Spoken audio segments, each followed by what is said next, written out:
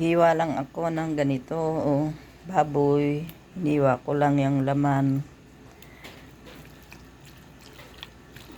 Sibuyas, kalamansi,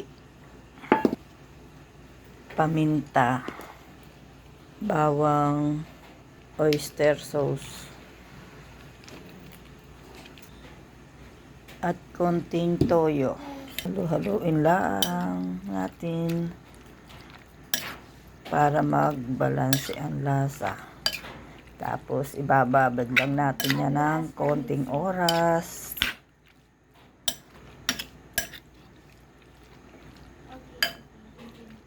Maglagay na tayo ng mantika.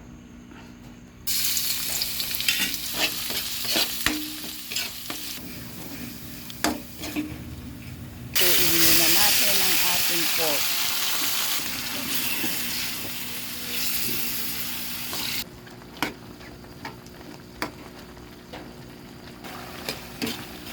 Yan, lutuin lang natin ang ating baboy bago tayo magligisa ng sauce niyan.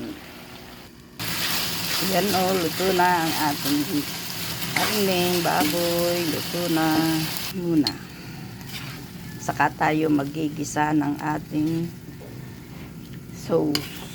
Dito na rin tayo magigisa sa ating pinaglutuang kawali.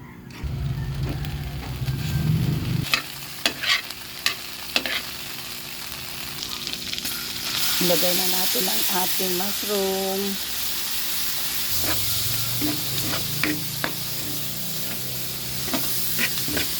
Lagyan natin ng 2 kutsarang harina.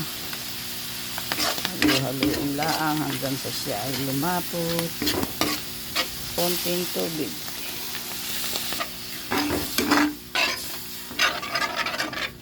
Lagyan natin ng konting toyo.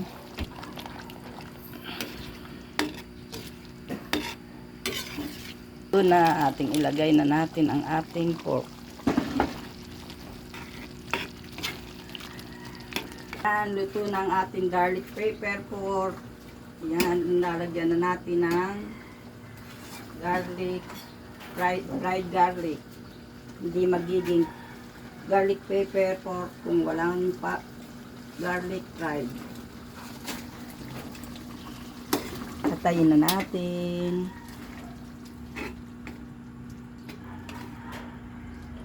Yan oh, sarap.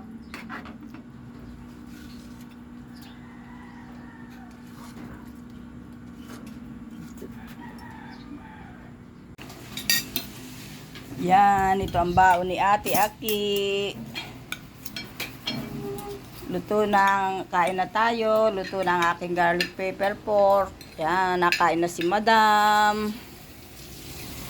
Pati si Utoy. Kain na po tayo. Kain tayo.